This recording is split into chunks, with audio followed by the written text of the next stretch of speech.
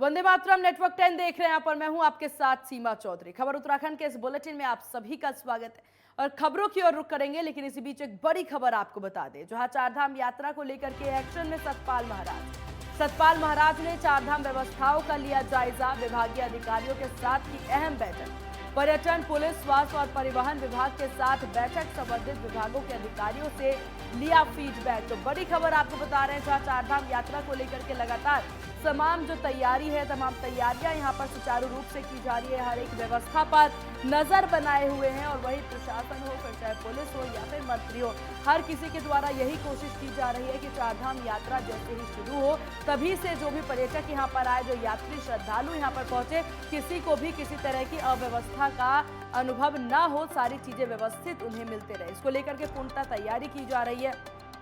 फिर चाहे वो सड़कों के को लेकर के व्यवस्थाएं हो या फिर बात करें स्वास्थ्य व्यवस्थाओं की, हर तरीके से एक्शन में नजर आ रही है सरकार। जहां चारधाम यात्रा को लेकर के अब एक्शन में सतपाल महाराज भी नजर आ रहे हैं। सतपाल महाराज ने चारधाम व्यवस्थाओं का जायजा लिया, वहीं विभागीय अधिकारियों के साथ अहम बैठक भी बुलाई। बैठक में आपको बता दें, पर्यटन, पुलिस, स्वास्थ्य और परिवहन विभाग के साथ ये अहम बैठक हुई है, जहां विभागों के अधिकारियों से फीडबैक भी लिया है। जिस भी विभाग के संबंधित अधिकारी हैं उनसे फीडबैक लिया गया है कि किस प्रकार की तैयारियां उनके द्वारा की गई है, किस प्रकार से जो यहाँ पर श्रद्धालु पहुंचेंगे, पर्यटक यहाँ पर पहुंचेंगे, उनको लेकर के किस तरह की व्यवस्थाएं नजर आ रही है। फिर चाहे वो ट्रैफिक व्यवस्था हो या फिर बात किया जाए यहाँ पर कोविड के जो मामले सामने आते जा रहे हैं, उसको लेकर भी व्यवस्थाएं दुरुस्त की जा रही है, जिसके लिए पहले से ही रजिस्ट्रेशन का भी यहाँ पर अभियान चलाया गया कि पहले से ही आप रजिस्ट्रेशन करवाएं, ताकि जिस समय पर वो यहाँ पर पहुंचे तो इसकी किसी भी तरह की असुविधा उनको ना देखने को मिले, असुविधा का सामना उनको ना करने को मिले। इसको लेकर के पहले से ही बैठक का दौर भी जारी था और इसको लेकर कि अब सतपाल महाराज द्वारा भी संबंधित विभाग अधिकारी के साथ भी बैठक यहां पर की गई है और बैठक में अहम विषयों पर चर्चा हुई कि वहां की स्वास्थ्य व्यवस्था किस प्रकार से है और साथ ही साथ किस प्रकार की अन्य व्यवस्थाएं हैं। हम यात्रा की और पीडब्ल्यूडी की बड़ी महत्वपूर्ण बैठक रही। इसमें सभी विभाग उपस्थित रहे और इसमें हमने बड़े ठोस निर्णय लिए हैं। मास्क मैंडेटरी रहेगी, कंपलसरी रहेगी। जो भी यात्रा करेंगे मास्क पहन करके जाएंगे, सैनिटाइजेशन होगा। हमने जो टैक्सी ड्राइवर हैं, बस ड्राइवर हैं, उनको भी हिदायत दी हैं और सारे डिस्ट्रिक्ट मजिस्ट्रेट से कहा है कि आप कार पार्क बनाएं और जो कंजेशन है, जो ट्रैफिक के अंदर काफ़ी ट्रैफिक में कंजेशन हो जाता है, उसके लिए जो निदान के उपाय हैं वो करिए। तो इसके लिए हमने कुछ हिदायत भी दी हैं और जो कार जो हैं जो खड़ी हो जाती हैं उनको उठा करके टो किया जाए और फाइन लगाए जाएं, ताकि कम से कम लोगों में मैसेज जाए कि भाई हम नॉनसेंस नहीं स्वीकार करेंगे और निश्चित रूप में ट्रैफिक कंजेशन को कम करेंगे। जगह जगह ये भी हिदायत दी गई है कि मार्ग जहां अवरुद्ध होते हैं वहाँ जेसीबी तैनात किए जाएं और इसमें कुछ इश्यूज़ ऐसे होते हैं कि डीजल किसका खर्च होगा। हमने कहा ये इश्यूज़ हम खुद सॉल्व कर देंगे, पर यात्रा रूट खुला रहना चाहिए, ये एक हमारी प्राथमिकता होगी। तो काफ़ी निर्णय हमने लिए हैं और माननीय मुख्यमंत्री जी से बातचीत करके कैरिंग कैपेसिटी पे भी निर्णय लिया जाएगा। तो चारधाम यात्रा को लेकर के सभी तैयारियां दुरुस्त हो, इसको लेकर के कई दिशा निर्देश दिए गए हैं। फिर चाहे कोविड गाइडलाइंस के तहत काफ़ी ज़्यादा यहाँ पर प्रशासन जो है, सरकार जो है वो सतर्क नज़र आ रही है, काफ़ी एक्शन मोड में नज़र आ रही है, जिसको लेकर के साफ तौर पर कह दिया गया है कि जो भी पर्यटक यहाँ पर आए, जो भी श्रद्धालु यहाँ पर दर्शन के लिए आए या फिर घूमने के लिए आए, सभी के चेहरे पे मास्क होना अनिवार्य है और साथ ही साथ सोशल डिस्टेंसिंग और जितने भी कोविड गाइडलाइंस है उसका अनुपालन करना बहुत ही ज़्यादा आवश्यक है, क्योंकि किसी भी तरह की लापरवाही बर्दाश्त नहीं की जाएगी। सतपाल महाराज द्वारा ये बात कह दी गई है।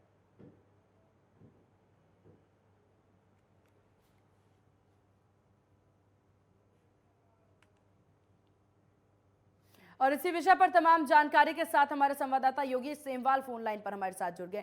योगेश, किस तरह की तैयारी और क्या कुछ अपडेट चारधाम यात्रा को लेकर?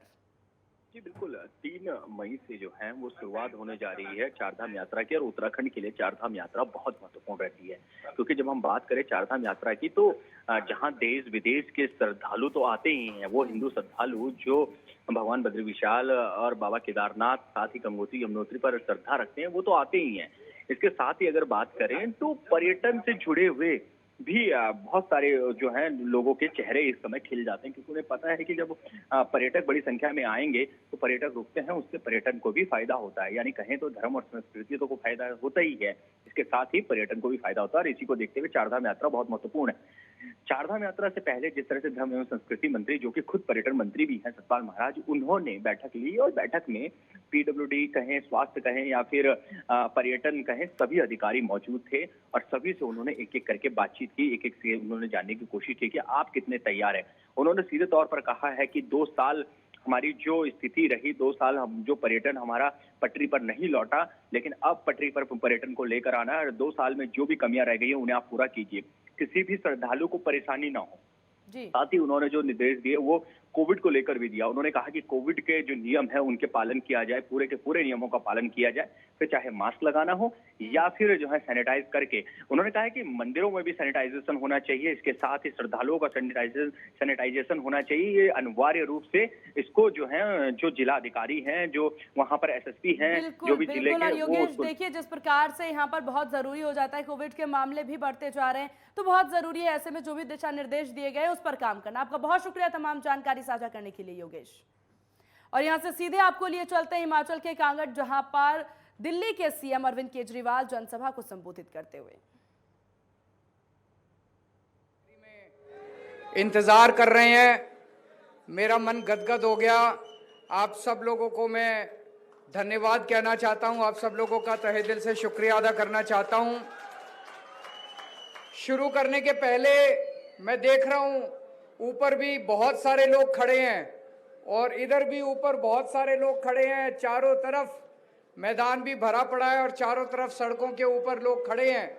सब लोग मिलके जोर से भारत माता का जयकारा लगाएंगे, मुट्ठी बंद करेंगे, हाथ ऊपर करेंगे और जोर से बोलेंगे भारत माता की, भारत माता की, इनकलाब, इनकलाब, वंदे वंदे। हिमाचल के कोने कोने से, दूर दूर से आए हुए सभी भाइयों बहनों, माताओं, बुजुर्गों, बच्चों, आप सब लोगों को मेरा नमस्कार, सबको मेरा प्रणाम। हिमाचल को हम लोग देवभूमि कहते हैं, देवताओं का स्थान है। सभी देवी देवताओं को सबको मेरा प्रणाम, सबको मेरा नमस्कार।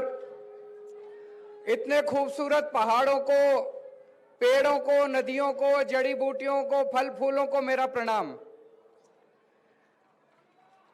जब भगवान सृष्टि रच रहा था, जब भगवान दुनिया बना रहा था, तो पूरी दुनिया में उसने सबसे खूबसूरत जगह हिमाचल प्रदेश बनाई।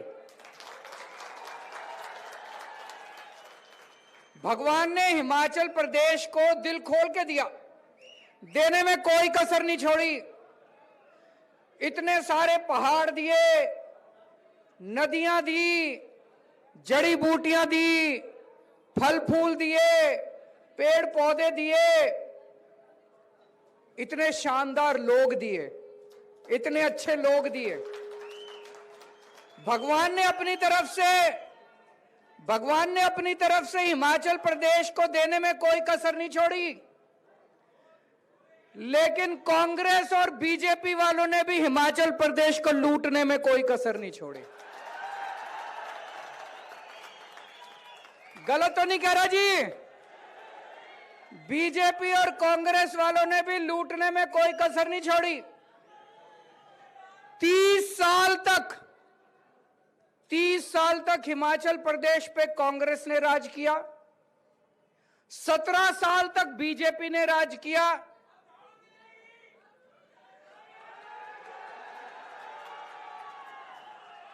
ये जनता की आवाज है।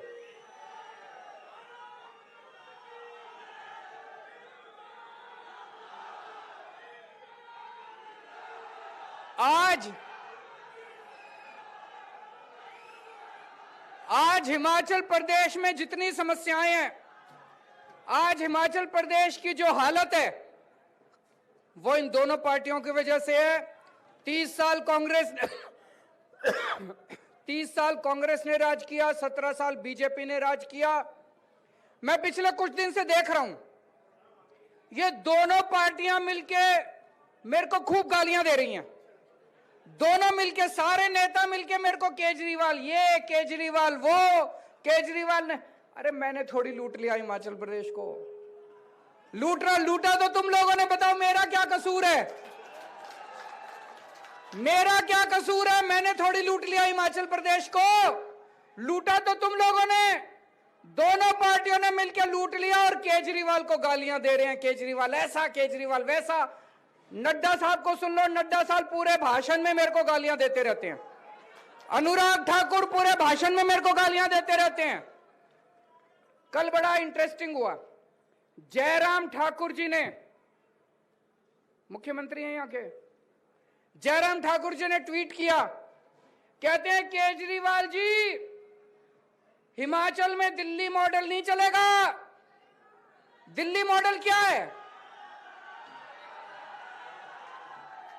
दिल्ली मॉडल का मतलब ईमानदार सरकार। दिल्ली मॉडल का मतलब ईमानदार सरकार। मैं आपसे पूछना चाहता हूं, हिमाचल प्रदेश को ईमानदार सरकार चाहिए नहीं चाहिए? ईमानदार सरकार चाहिए नहीं चाहिए? हाथ खड़े करके बताओ, दोनों हाथ खड़े कर दो। तो अरविंद केजरीवाल को सुन रहे थे आप, किस प्रकार से देखिए वो कहते नजर आए, हिमाचल की जनता को संबोधित करते नजर आए। हालांकि विधानसभा चुनाव को लेकर के ये जितने भी नेता है, जितनी भी पार्टी है, वो एक बार फिर से हिमाचल में जाना शुरू कर दिया और वहां की जनता को साधने की पूरी कवायद करते नजर आ रहे हैं। फिलहाल यहाँ रुकते हैं एक बहुत छोटे से ब्रेक के लिए।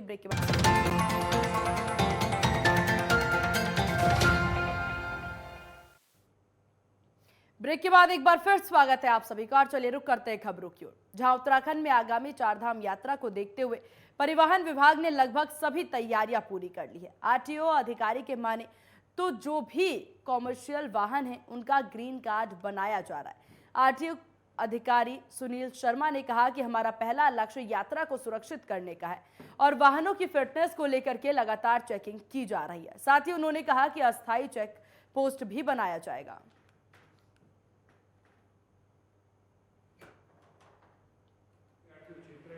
ये परिवहन विभाग इसमें बिल्कुल स्पष्ट है कि फिटनेस और किसी अन्य चीज़ से कोई कॉम्प्रोमाइज़ नहीं किया जाएगा जिससे कि यात्रियों की जान माल का नुकसान हो। हमारा पहला जो उद्देश्य है वो ये है, road safety, secure and safe उनको यात्रा करानी है। उसके लिए हमने तैयारी, पहला ग्रीन कार्ड, दूसरा इन्फोर्समेंट दलों का गठन कि इन्फोर्समेंट की गाड़ियां लगेंगी ताकि ऐसी कोई भी गाड़ी संचालित होती पाई गई जो कि संदिग्ध प्रतीत होती है तो उस पर कार्रवाई होगी। तीसरा टेम्परेरी चेक पोस्टें, चारों मार्ग जो भी हमारे अलग अलग धामों के लिए जाते हैं उस पर हम टेम्परेरी चेक पोस्ट बनाएंगे, जैसे डामटा में, कुठाल गेट में, तपोवन में, ब्रह्मपुरी में, यहाँ पर हमारी चेक पोस्टें लगेंगी। और ये सुनिश्चित किया जाएगा, चाहे वो कॉमर्शियल वाहन हो इस राज्य का या अन्य राज्य का, चाहे वो प्राइवेट वाहन हो, ऐसा कोई वाहन संचालित नहीं करने दिया जाएगा जिससे कि लोगों की जान को खतरा पैदा हो। डीजीपी अशोक कुमार ने आगामी चारधाम यात्रा को देखते हुए एसडीआरएफ के व्यवस्थापन को लेकर के बैठक की। बैठक के दौरान एसडीआरएफ के अधिकारियों से उनकी जनशक्ति, तैनाती और उनके पास उपलब्ध रेस्क्यू के उपकरणों की जानकारी ली गई। डीजीपी अशोक कुमार ने बताया कि चारधाम यात्रा रूट पर पड़ने वाले पुलिस थानों में 4 और चौकियों में 2 एसडीआरएफ से प्रशिक्षण प्राप्त पुलिसकर्मियों को तैनात किया जाएगा। साथ ही आपदा मित्रों को राहत और बचाव कार्यों का प्रशिक्षण दिया जाएगा। वहीं उन्होंने कहा कि मॉनसून से पहले आपदा की दृष्टि से महत्वपूर्ण स्थानों को चिन्हित कर एसडीआरएफ को प्लान तैयार करने के निर्देश दिए गए हैं।